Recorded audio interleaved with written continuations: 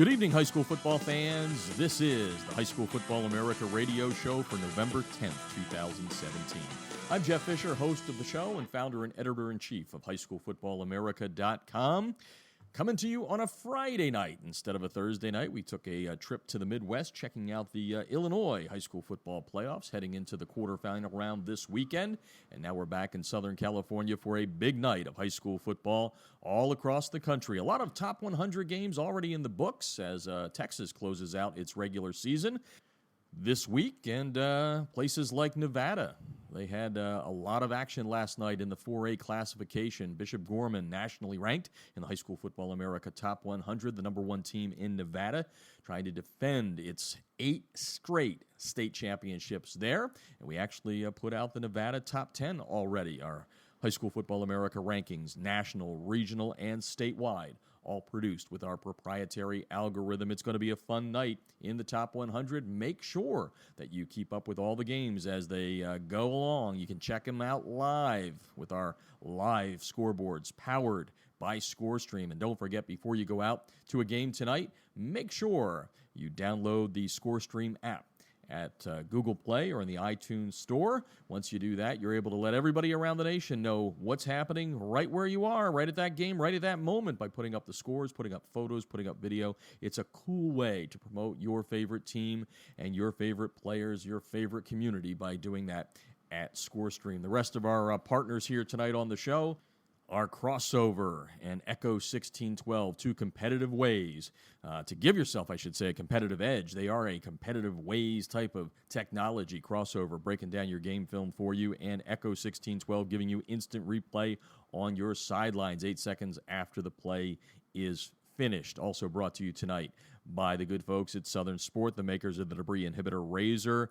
Yeah, they keep those pesky rubber field turf pellets out of your shoes and give you that great look of spatting without the high cost of tape.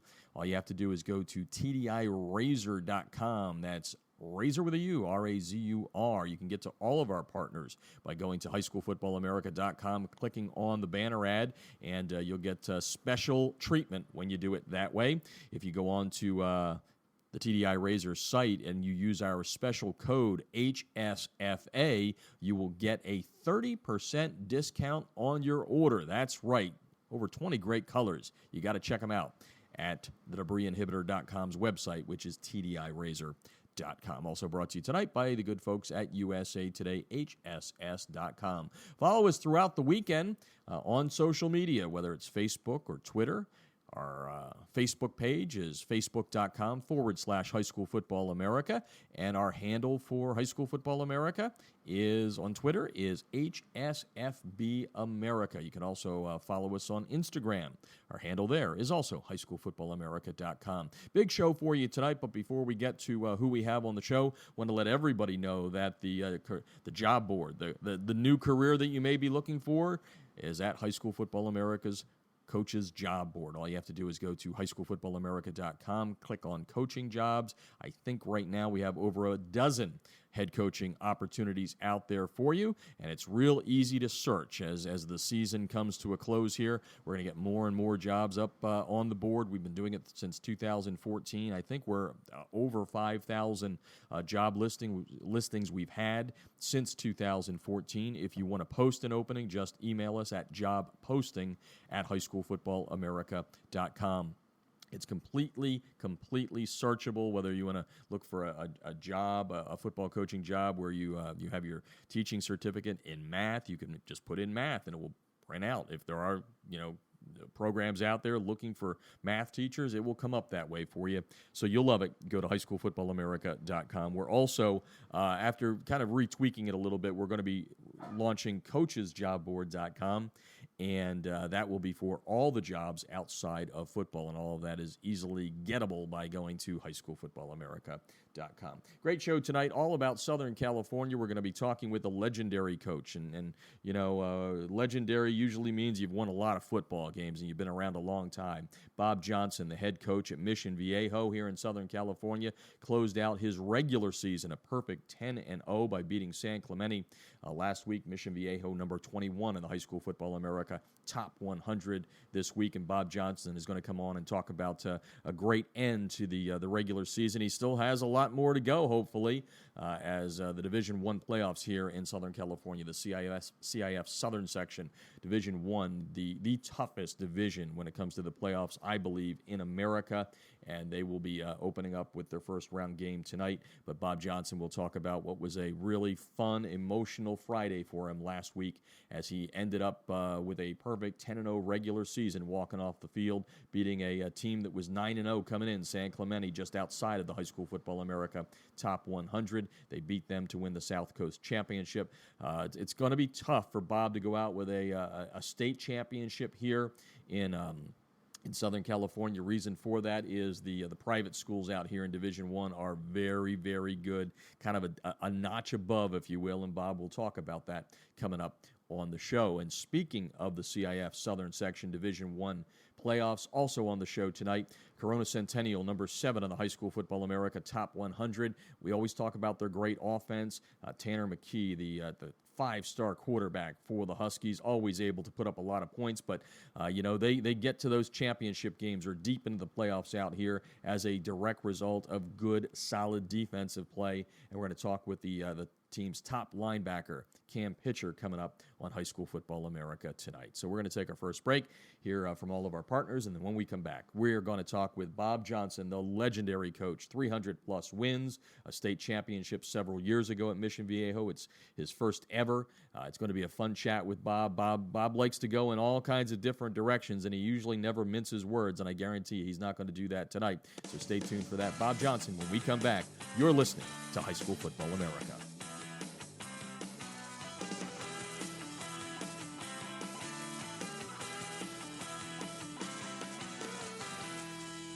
Instant replays on a high school football sideline? Seriously?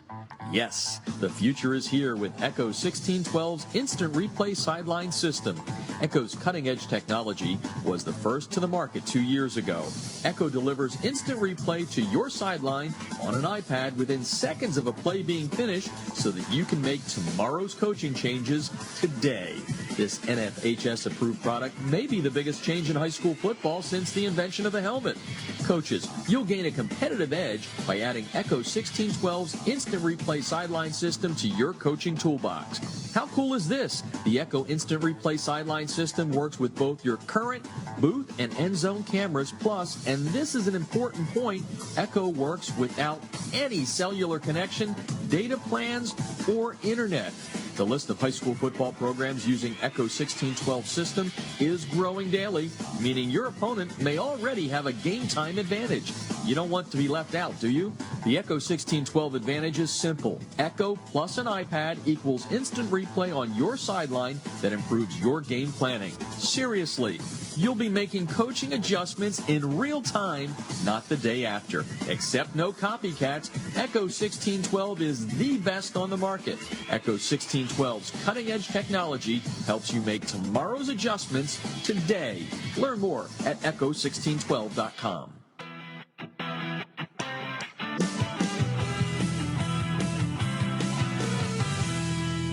Field turf rubber pellets, be gone. The Debris Inhibitor Razor is a seamless outer sock that was specifically designed to keep crumb rubber and other fine debris from artificial or grass-playing surfaces out of an athlete's shoes and socks, thus keeping such debris out of gym bags and locker rooms. The Razor, spelled R-A-Z-U-R, is favored by athletes who want the look of tape, by trainers who no longer have the time to tape only for show, and by moms who no longer want that crumb rubber in the house. The Debris Inhibitor Razor is made in America. It's 70% nylon and 30% spandex, making it extra lightweight and very durable, and it's backed by a 1-year performance guarantee.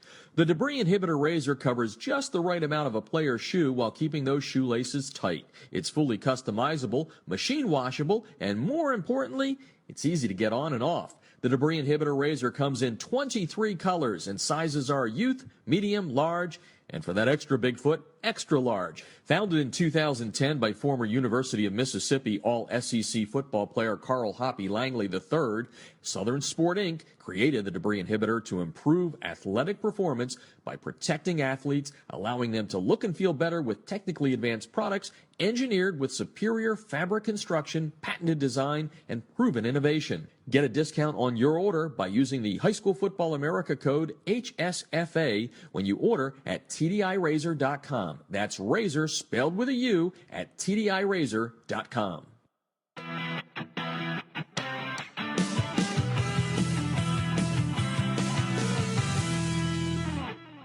If you're scouting your opponents without Crossover's game film breakdown platform, you're missing an opportunity to get a huge edge over the competition.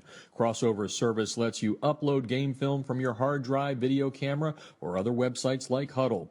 Their team of football experts will then clip and tag the game with player and formation info so that when you log into your account, you can filter the clips however you'd like. They'll also automatically prepare a comprehensive tendency report and down and distance report for your staff so you can see exactly what your opponents like to call in specific situations. We all know that every coach spends countless hours preparing before a game. It's not about the time you put in, it's about what you do with that time. That's Crossover's biggest advantage. It allows you to use your prep time more efficiently and get an even deeper level of insight since you don't have to waste time setting up the film. Check them out. You're going to love them. You can sign up for a quick free demo at crossover.com/football. That's crossover with a K.com/football.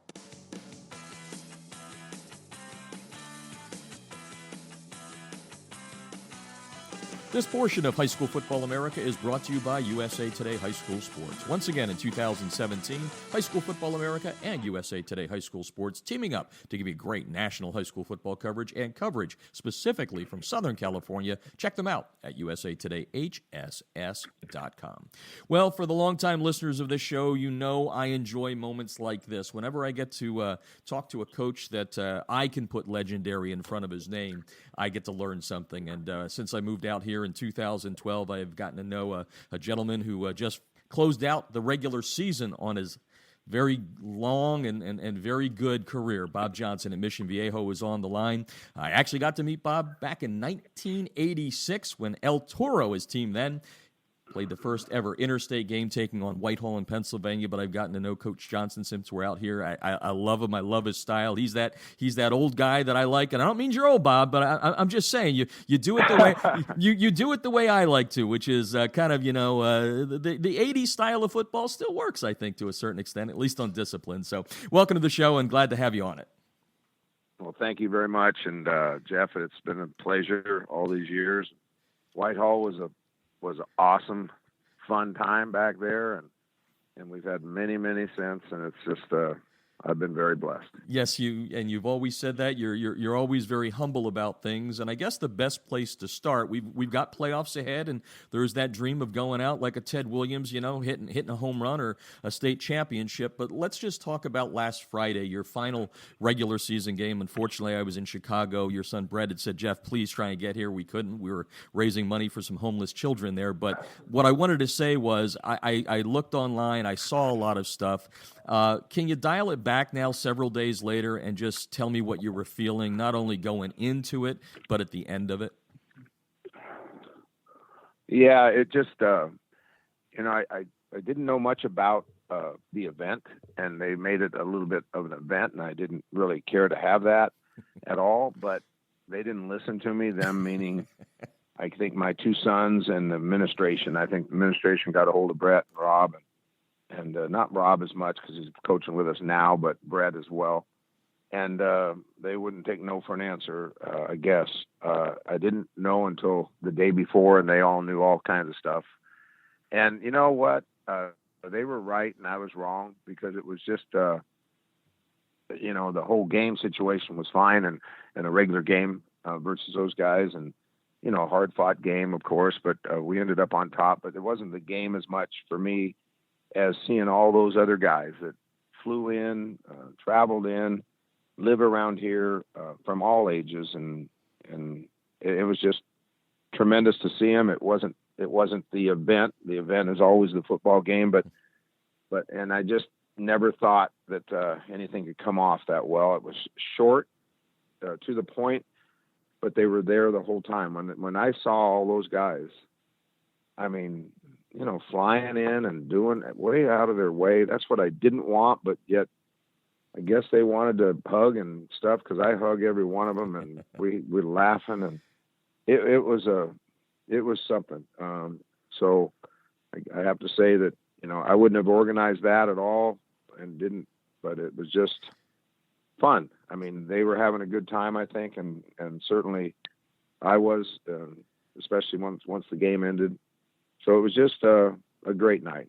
Yeah, well, I guess Father doesn't always know best, to go back to a black and white TV show.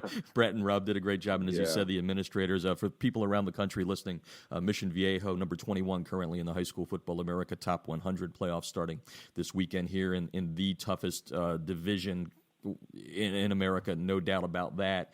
And you beat San Clemente. It was a battle of unbeatens to win the South Coast Championship. It's kind of funny, because you talk about the hugs and all that, and I said this at the beginning, I really do respect you, because you do things the right way. You've been doing this for decades. Talk a little bit, if you can, about how you feel about the impact you've had on student athletes, whether it's, in 2017 or back in the 80s. How have you seen the growth of student athletes, and the way you approach that, and the way coaches these days coming into the profession should? Yeah, they, a lot of those players would have laughed at some of the things I do now. Probably, I think things change a little bit. I might have been a little rougher back then in the Whitehall days. I don't know that.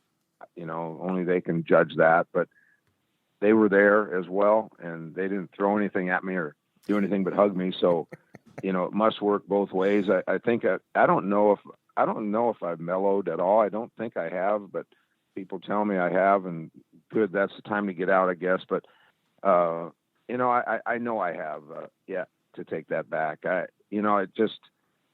think I just see more now and stuff. I'm still a sort of rough guy that way with kids, especially on game night. But, it's just the way I react to referees or to just the game itself. It's real important to me to represent and make sure we're getting all we need from a call or from our game plan, So, and a lot of people, I don't think, spend that much time concerned about those things, but the little things count, and I just try to hit them all.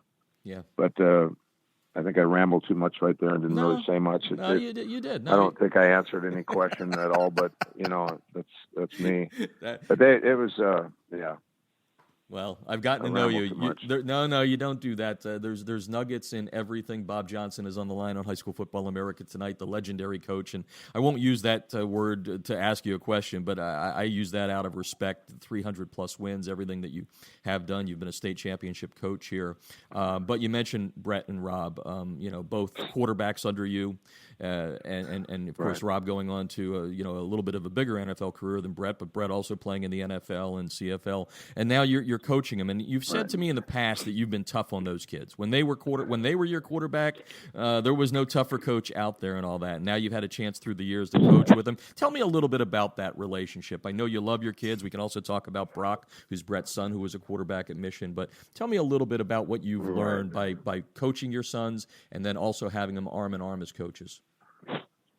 Well, with both of them not around all the time at the same time, it was Brett first, being the oldest, and not like you said, he got a shot with this team or that team, and then ended up, in Canada, and very little past his career, which was back east. He was. Played his final stuff back there, but he was into the coaching ranks a lot faster than Rob. Rob had the wherewithal to play at the other school. Brett was at UCLA. Rob's at SC. So we had all those different colors at our school, at our house. But they're different kids, but they're best friends. I think I don't know about other people's 2 sons or 2 daughters and how it works, but those 2 are best friends, would fight with each other all the time, but not mean anything. They just, in the same way in football, Brett was a tire biter and a tough guy, as a personality, hard to, tough on kids, but yet the good ones and all the guys that know him, respected all that because he's a hard worker and quite a coach. But he was a little bit more like me, I think, that way. I've always said Brett's a golden retriever, or Brett's a bulldog, and Rob's a golden retriever. That's the best way to say it, I think, in dog terms. So they, but they're just best friends, and I like that, of course. And both of them really good coaches. Brett had the longer stint of coaching because of his careers and stuff. Had great careers both ways, and ended up marrying a gal back east, and that would have never happened if he wasn't back there after leaving. So, and they've had a great family together, and always out here. She's a Midwest gal, or back east gal, but they traveled back here, and he met her back there, crying out loud, and that's been awesome. And Rob had the longer stint, of course, in the pros and in college, and a 4-year starter at SC. He's had the less career coming out of high school, only because I'm not a very happy camper for him, because I played a guy that I had him play another position, so he's all ready to play quarterback and ready to play quarterback. And I played Steve Stenstrom, who had a career decent as well, and yeah, not bad. Not a big one, but plenty big for people. And Steve's a great kid. Had a year on Rob, who's a multi-sport athlete, baseball, basketball, and football, as Brett was, 2 of them. So Rob, just didn't have as much, but I still catch crap for it. But he played receiver that year, and he was all CIF receiver. So, all those things. I'm just sort of rambling about my sons like you asked me to. Yeah. That's their personalities. That's their deal. And Rob, probably holds that against me if he ever was man enough to tell me, but I didn't ask him. But I know it wasn't popular. And he got in, though. I made sure, and Steve was worried because, Rob's pretty special. And, it was hard, but yet it worked out. And so that worked out real well, I think. And we had a very good team again then, as Brett did all the way through. So we're used to winning. We hate losing, as everybody does. But it's just been, and the champion of all of them is Debbie. She's the bomb. Yeah, I can hear the emotion in the voice there with that one, and I think that, and I was going to actually touch upon that, and I don't know if with the emotions being what they are right now is the appropriate time, but you couldn't have done it without her. And I think, and I've asked some other coaches on this show this before, what goes into being the woman behind the coach. Can you put that into words without me getting a little too emotional for you? Yeah, she's that's hard. Well, maybe that's a hard one. Yeah, maybe I'll maybe later. I think that one sums it up right there, and I'll go back to a little bit of football. Maybe this one's a tough one too. I don't mean to go all Oprah on you here, Coach Johnson, but right. When I met you, you had your grandson as your quarterback. He's now at UC Davis, and I loved Brock. Brock is a class act kid, and I think that's maybe the first time you said, "Well, maybe I did get a little soft here," and Brock would say, "Yeah, sure. I hear the stories that Dad tells me." What was it like to coach your grandson? I know you and I have had this conversation, but I'd love for the listeners to hear about it. Yeah, it was really special. I mean, it really was. He's another easy one for me. I was because Brett was his coach at that time and stuff here, and Rob was still playing. But that was special to win the state title with him and all those kids that played with him, and now he's still playing and having a good time. And he's different than all of us, man. That dude was, he must've got both Brett and Sierra, or not Sierra, that's the daughter, and Shalene. They just did a terrific job with him somehow. How they're just terrific people, number one, but that dude is like, I wish he wasn't my grandson, because people that know what I'm, going to say about him. He's just, if you just saw him the other night at the game, and he was personally probably responsible. I didn't even ask, but I know he was, of just getting this place packed. I mean, 300 people flying in and doing stuff in that ceremony. It was Brock, man. Just and he doesn't say anything, and I don't even know how to do those kind of things. I'm not, but he is beyond his years. If he's walking down the campus here, he'd be the one to pick up a piece of paper without knowing that nobody's seeing him. And this is said by I'm working most of the time here. Are you kidding me? I'm not seeing Brock. Brock will take care of himself, but he is like old school, like an old grandpa soul. Or something. He's an old soul. Yeah. Oh my God, is he an old soul? And it's his parents and all the things that he went through, and he was Brett's tough on people, but man, it worked out, man. That dude is like, I'm telling you, every teacher here would have him numero uno. I swear. It's like, are you kidding me? So I just, enough said about him. I don't know, man. He's something. I'll echo a couple of things, because I did have a chance to meet him for 2 years. I mean, everything. Oh my gosh! Other thing that Granddad just said there is absolutely the truth. He's an old soul. He gets it. He'll change the world one day. He'll change the world one day, and we'll just leave it at whatever that. He ends up doing, maybe he just goes in the thing that, he's spoken for big crowds with Brett and Shalene already, with the stuff that she does and Brett does for a living. I mean, but he probably won't even do that kind of stuff. I don't even know what he'll do. He could be a coach. I mean, big time, but I don't know what's in his brain, but, and whether he plays up there or not, he goes out to begin with. His choice was back east, and he went to Georgetown. Well, he's just man enough and all those kind of things to know that that's not for him. Mm-hmm.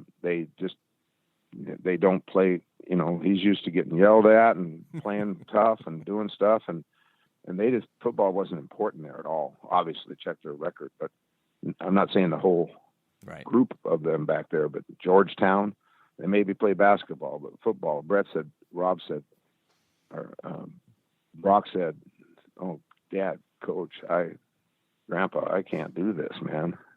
They don't work at it. So now he's up there with a tire biter and a great guy. So he's up with Hawk. Yep.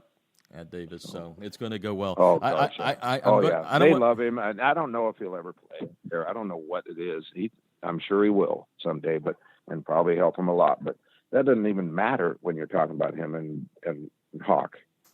He's just loving it up there. Yeah. So anyway, enough. Way too much on him. No, and I could probably spend the entire hour here with you, but I got some other things, and we're talking. And for Debbie, for my wife, go ahead. That I've done my thing. Okay. She's and a lot of coaches will say the same thing, and I'm sure it's way true.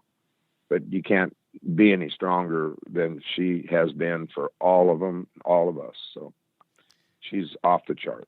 She's at every game and knows football so well.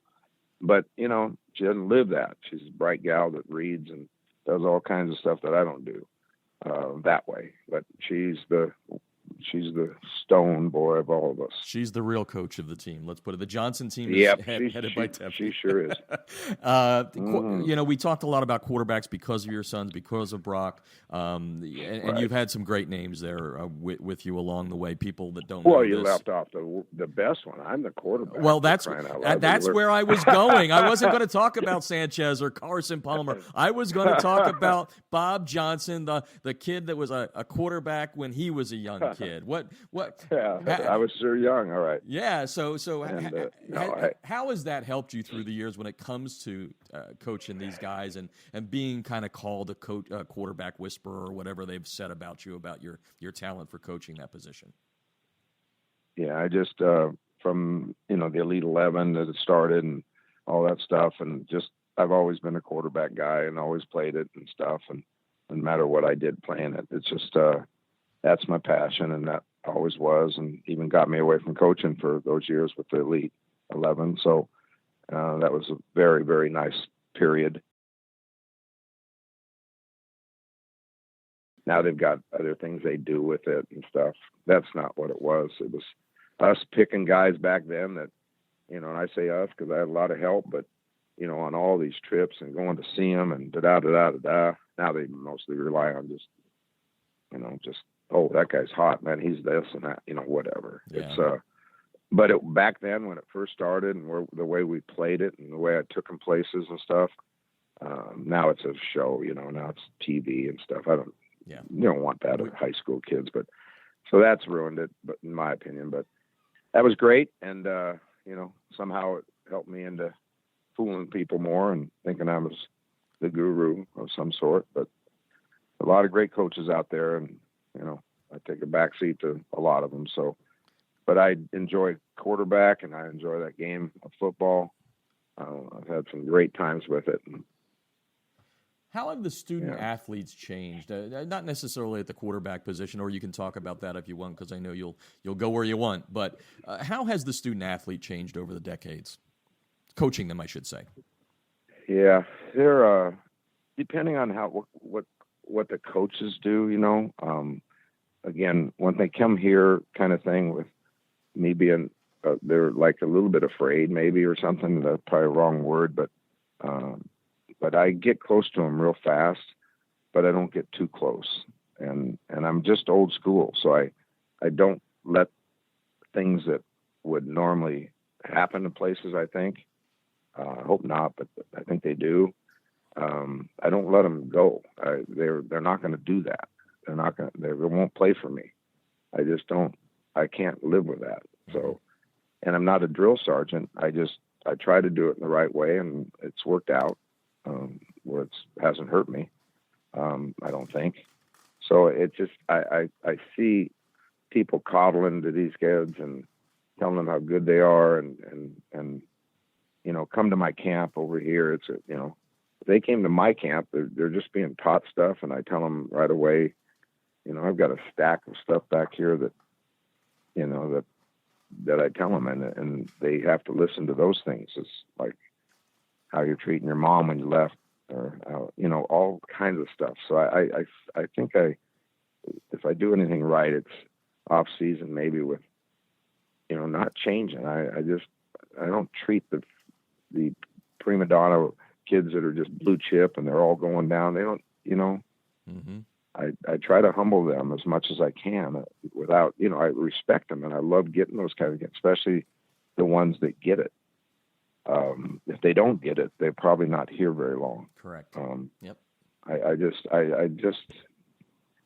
There's too many people that coddle them and tell them things, and that's not good. I can't speak for them, but I just don't, Yeah, real life is tough. At my age, at my age, I've coached so many guys. Sometimes I'd go to those Elite 11s that we were running and all across the country, and I wouldn't take the blue chip kid that everybody's just drooling after and wants his autograph and stuff. I take him if I like him, but yet a lot of them I didn't like because of that. They're not going to be as successful, and most of the time they're not. Mm-hmm. You can't think you're all that. I mean, they're high school kids, and so I'm really different that way. I just don't believe in. I like to back them up and not go forward so much. Would you just enjoy high school and all the things that you're going to learn? That's. No, not 95% of the kids when they walk off after that last senior game are done with the sport. I mean, it's a fact. You got to learn other things no out doubt. there. It is. Bob Johnson on the line. We're going to wrap up with what's here and now. A regular season that's undefeated, nationally ranked in all the polls. I know that doesn't mean a hill of beans to you, but you're in it is the toughest playoff division in America. We've talked about, you've got all these private schools you've got to go up against as a public school. You're kind of battling uphill all the time. But tell me a little bit of that's another conversation. Subject for me. That'll go on for a long time. I said it for you. But my question is, as you go into this postseason, what is the goal, knowing that when you get that L and hopefully it ends with a W, that's it. So how are you approaching this? Are the kids? Do you hear the kids talking about it? That, hey, we got to win this for Coach Johnson. What's the kind of feel? No. And if they do, they've kept it away from me. That's just high school kids, and God bless them. If they feel that special and stuff about everything that's gone on, and that adds to our how we're going to play. I don't think it does, but if it does, good for them. I want it for them, and so we'll have a tough time. Obviously, it wouldn't be Las Vegas would not have us, pick to win this thing, and that's fine. But we're just giving our best shot, and we're going against some people that have different set of rules than we do. So it's it's a tough deal. Yep. There's no doubt when you go out there to recruit and do that stuff that we've talked about before. If somebody recruits from here, I told you, one of my coaches were doing anything at all. And everybody thinks because of our winning records and stuff that's what I do all the time. That's what Bob does. He's a cheater, so I don't even worry about them. But but I'm okay with the privates. It's just here we go again. You didn't care about me saying this stuff, but they just shouldn't be in the same division with Mission Viejo High School.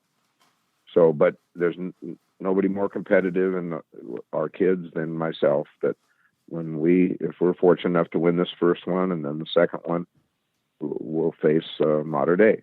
Mm-hmm. Now, obviously, they've got to win and stuff too, but that's going to happen. But if we happen to win, then and our staff and our players. Once that happens, if it happens, I really hope it does. But the CIF knows how I feel about that. I mean, the CIF has really, really done bad things. I mean, their whole division is this. Their whole division of this thing we're in is about the privates. Mm-hmm. I'll put it in perspective. 5 of the 16 teams in this division are public, and you guys are the creme de la creme. And they'll be gone. Yeah, and right.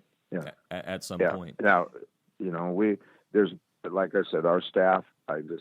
Scott, I just love our staff, and I think we are better that way than the other people. That's just me. And their staff's probably just awesome too. I don't know, but I know ours is, and I know what we could do.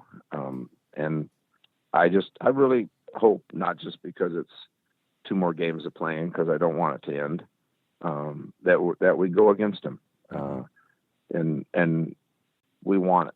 Yep. And we'll give them some trouble, but we may not even get there. We've got one this week, so. Got a tough bracket. We certainly could. We do, and that's fine. That's what it's fine. Except it's tough because it's private. Yep. No, I got it. And by the way, it is 6, not 5. But anyway, let's wrap up with something. What was that, 6? What was that? 16. It's 6 teams in the bracket that are actually public, but either way, I just wanted to here or there. Yeah, on my side of the ledger. And then just to wrap up with, and I know you like you said, sometimes you like to ramble on a question, but I want to try and get you as succinct as I can. So this is it. You're done. You walk away. 5 years from now, you're probably sitting there someplace, maybe at a football game, maybe watching a football game. But if you heard one of your former players talking, what would you like to hear him say about Coach Johnson? If that question makes sense to you. That he was fair and loved all the players. That's pretty succinct. I think that's a good way to go out on, Coach. Well, we appreciate your time, your friendship. We hope you do have a deep, long run into the postseason. I know you like a challenge, so if you get to that Mater Dei game, if it's too down the road, all I have to say is you may want to remember De La Salle, right? You guys have played De La Salle once and did pretty darn well. Yeah, 50-50 with them. I've always wanted to play them again, but they hang up and don't answer the phone. Well, Coach, we appreciate you joining us on the show today. Thank you so much. Luck. Talk to you soon. Take care. Thanks. Bye-bye. Take care. Bob Johnson, the head coach at Mission Viejo, taking a break, staying here in Southern California. When we come back, we're going to talk with the star linebacker, all-state linebacker for Corona Centennial, number 9 in the High School Football America Top 100, Cam Pitcher. When we come back, you're listening to High School Football America.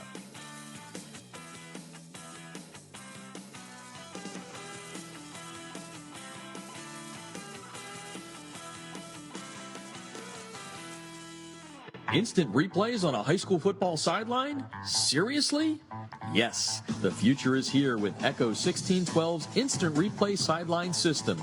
Echo's cutting-edge technology was the first to the market 2 years ago.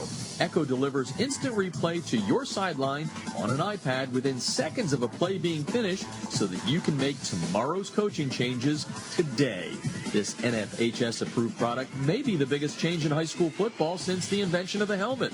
Coaches, you'll gain a competitive edge by adding Echo 1612's Instant Replay Sideline System to your coaching toolbox. How cool is this? The Echo Instant Replay Sideline System works with both your current booth and end zone cameras, plus, and this is an important point, Echo works without any cellular connection, data plans, or internet. The list of high school football programs using Echo 1612 system is growing daily, meaning your opponent may already have a game time advantage. You don't want to be left out, do you? The Echo 1612 advantage is simple. Echo plus an iPad equals instant replay on your sideline that improves your game planning. Seriously, you'll be making coaching adjustments in real time, not the day after. Except no copycats, Echo 1612 is the best on the market. Echo 1612's cutting-edge technology helps you make tomorrow's adjustments today. Learn more at echo1612.com.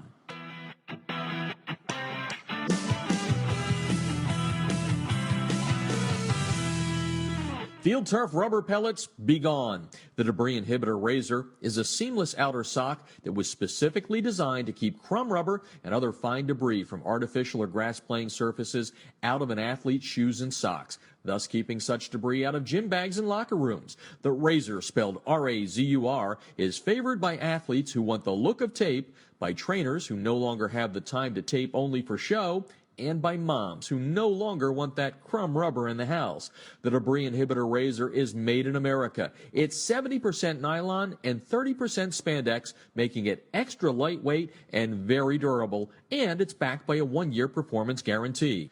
The Debris Inhibitor Razor covers just the right amount of a player's shoe while keeping those shoelaces tight. It's fully customizable, machine washable, and more importantly, it's easy to get on and off. The Debris Inhibitor Razor comes in 23 colors, and sizes are youth, medium, large, and for that extra big foot, extra large. Founded in 2010 by former University of Mississippi All-SEC football player Carl Hoppy Langley III, Southern Sport Inc. created the Debris Inhibitor to improve athletic performance by protecting athletes, allowing them to look and feel better with technically advanced products engineered with superior fabric construction, patented design, and proven innovation. Get a discount on your order by using the High School Football America code HSFA when you order at TDIRazor.com. That's razor spelled with a U at TDIRazor.com.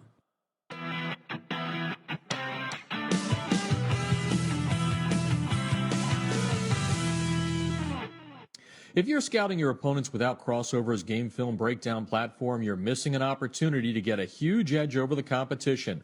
Crossover's service lets you upload game film from your hard drive, video camera, or other websites like Huddle. Their team of football experts will then clip and tag the game with player and formation info so that when you log into your account, you can filter the clips however you'd like. They'll also automatically prepare a comprehensive tendency report and down and distance report for your staff so you can see exactly what your opponents like to call in specific situations.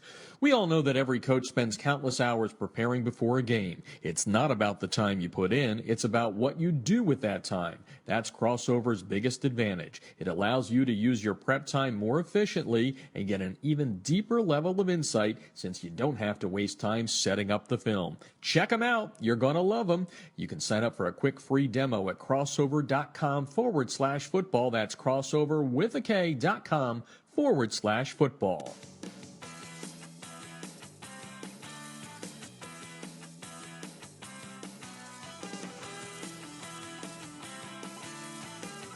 This portion of High School Football America is brought to you by USA Today High School Sports. Once again, in 2017, High School Football America and USA Today High School Sports teaming up to give you great national high school football coverage, plus coverage specifically from Southern California.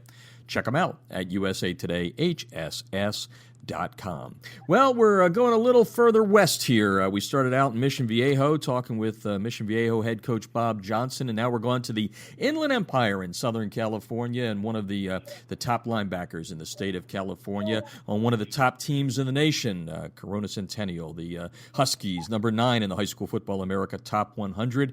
And we had Tanner McKee, their star quarterback, on the show earlier this year before the season started. We all know the Huskies can put up a lot of points when it comes to high school football, but I think what gets overlooked with them having such a great offense is how good their defense can be. And the Huskies have a good one led by Cam Pitcher, who's their leading tackler this year, or near the top on the stats list. He was there last year, All-State linebacker here in the state of California, and Cam's on the line to join us right now to talk about what's been another good year for the Huskies as they get closer and closer to the postseason. Welcome to the show, Cam. Thank you, Jeff. Pleasure to be here. Yeah, it is, and like I said, it's funny how you guys just put up points in bunches, and sometimes defensively that means you're only playing at least in the regular season half a football game or so. But let's talk a little bit about the defense for the Huskies and what you've been a part of since there. I think your first start was actually in the state championship game against De La Salle several years back. But describe for the people out there how good this defense is and kind of the philosophy what you guys have and the coaching staff has when it comes to Husky D.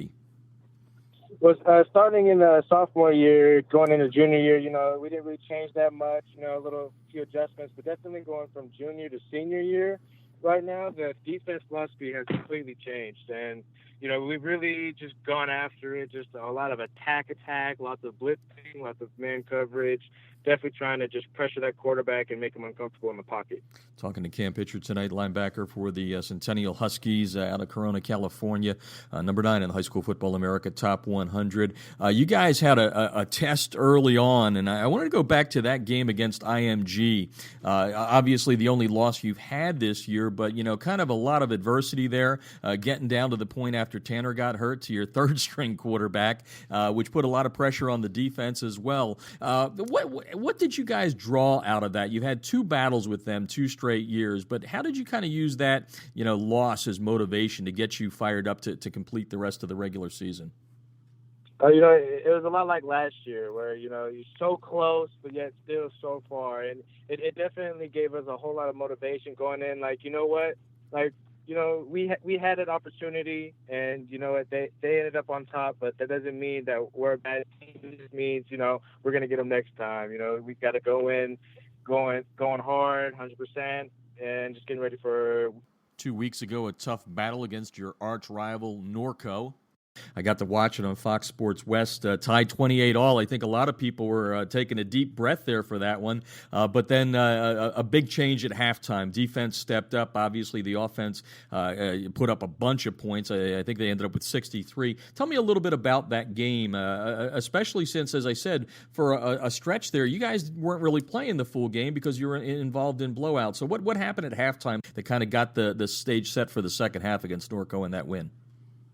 Definitely just our coaches are so amazing as a defensive staff at just identifying at, what we're doing and what they're doing and, what's not working, what's working. And so during halftime, the coaches had me along, and we came up with the right adjustments to basically just stop what they're doing, and had to go out and just do what the coaches were asking us to do. Tell me a little bit about your role as a senior and a leader on that defensive unit. How do you kind of approach it? Are you a guy that gets in there and yells a lot? You lead by example? How do you approach the leadership role? This year, I've pretty much got to do everything. Coaches will signal in the calls, and then I will echo it to the rest of the defense. I'll make sure the guys are lined up, make sure they hear the call. And then if we don't like what the offense came out of against what we're doing, then I will, change the defensive scheme and get us accordingly. Talking with Cam Pitcher tonight, Corona Centennial All-State linebacker. I call him a tackling machine, and I'm not the only one that said that. But check out his huddle highlights. This kid goes sideline to sideline, and I mentioned, Cam, because of some of the lopsided victories that you guys tend to have in the regular season, outside of when you play these big games in non-league, you don't get a lot of time to play 4 quarters and all that, and then when you get to the postseason, you do. What do you guys do to kind of make sure that you're ready for that 4 quarters, as opposed to a couple of times you sent me your highlights. You said, Jeff, here's what I have. I've got 2 halves. I've got 2 quarters. They were really good, but I only had 2. So how do you keep your guys kind of, physically ready for a 4-quarter battle as you get ready for the postseason? Just like any great team, it starts in practice. Coach Logan has great practices. We don't even really do that much conditioning just because our practices are so fast paced. They're pretty much modeled after what you might see in college, and the practices are so fast paced and there's high intensity, lots of competition, just every practice throughout the week, and that's really what keeps us in shape and basically ready to go 4 quarters, overtime, just being ready for anything. Yeah, and for those of you that have not ever seen a Centennial offense, the Huskies just have it's a thing of beauty, and you're talking about the speed there and the pacing. And I always point out to people, I take pictures on the sidelines and show them the splits up front. It's insane. They're like, oh, they're in punt formation. I'm like, no, that's their offensive splits. But what I want to get to with that question is, and it goes back to the conditioning, what's it like to go against that? Because I guess it's ones against ones, I would assume, during practice and all that. How good is your offense, and how good is Tanner in your eyes? Oh, our offense is probably definitely one of the best we'll play against in league, definitely off season, and definitely one of the best offenses we're going to go against in the playoffs as far as just how accurate Tanner McKee is. He has such a quick release. He's able to see over the line, great decision making. So he's definitely one. It's great that as a defense we get to practice against such an amazing quarterback like him. It's hard. You guys obviously play some of these good teams in the non-league schedule, but it's kind of hard when you get to the CIF Southern section and everybody that writes about you or talks about the team wants to talk about modern day St. John Bosco and Corona Centennial. They're trying to put the cart before the horse there. How hard is it for the team to keep focused on the fact, knowing that you're going to have to win a few games before those other games come up? I'd probably say it starts in January, just like every season. I'll tell you, our coaching staff has one expectation, and from the first practice, first weightlifting session, all the way to the end, and that is playing in that December, 22nd, 23rd game right before Christmas, either in Sacramento or down here for that big state championship.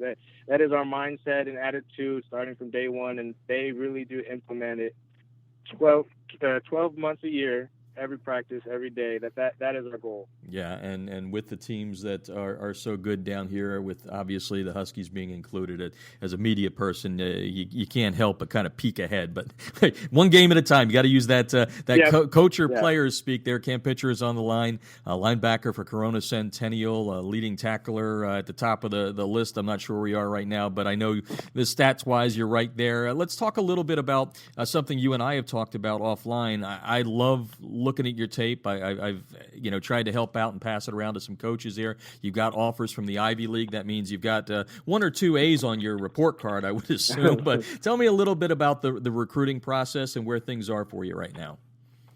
Right now, I'm holding on to my first scholarship at College of Idaho. I've got a preferred walk-on from Stanford, and lots of interest all around. But those are the only two that I've gotten so far. But you're one of the things you're learning is you got to market yourself. I've been kind of watching you from afar here, and what's that like for when you're out there, sending your huddle, highlights out there and all that. What's your pitch? When you're either emailing a coach or doing what you can, obviously within the rules. How do you market yourself, and what have you learned through this recruiting process about yourself? 6 feet.